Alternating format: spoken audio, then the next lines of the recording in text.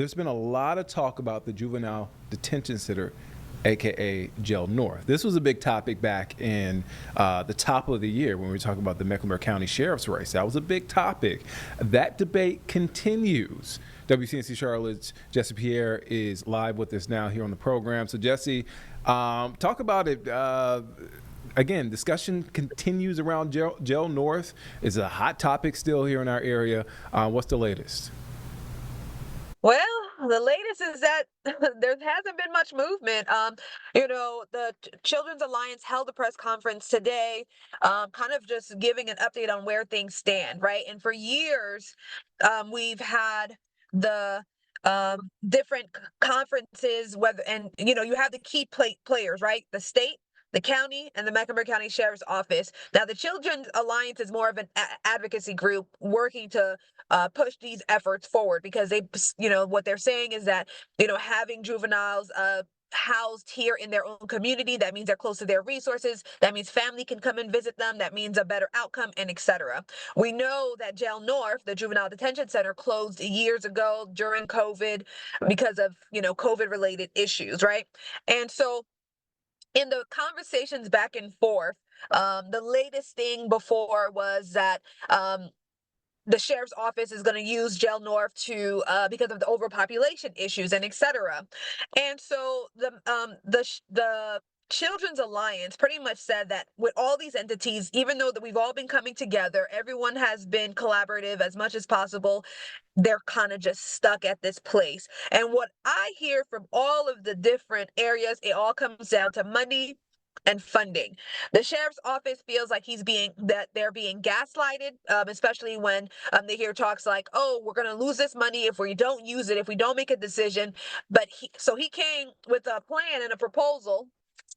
And giving the different entities 120 days to respond, saying that he will reopen it and be able to run it for $18 million. Now, in the new legislative budget, the Children's Alliance mentioned that there's over 30 million or about $30 million that is available that can be used for renovations and operations and other things like that. And so the sheriff's office is saying, give that money to us so we can run it. However, there's questions on the other side about, other juvenile detention centers being run at a lower cost, the annual cost, 8 million here, 11 million here, et cetera. And they're saying $18 million is just too high.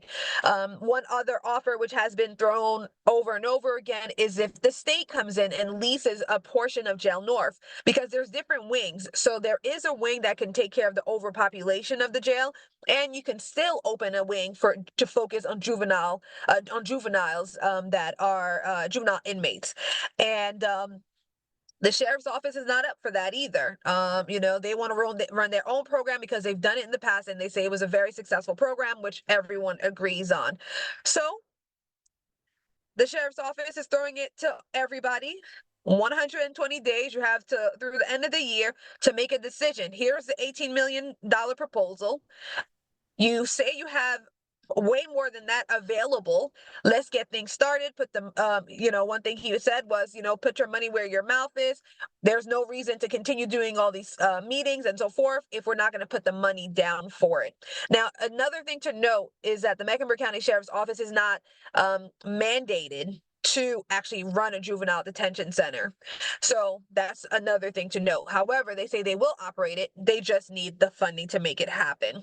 What's happening to juveniles right now? They're being sent to other counties, about half in Cabarrus County, and then the others are kind of, through different detention centers throughout the state.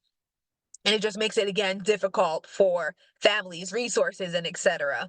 So anyways, all that to say, things got really heated during the discussions, and it just seems that the folks can't come to the table and see eye to eye to take the next step forward.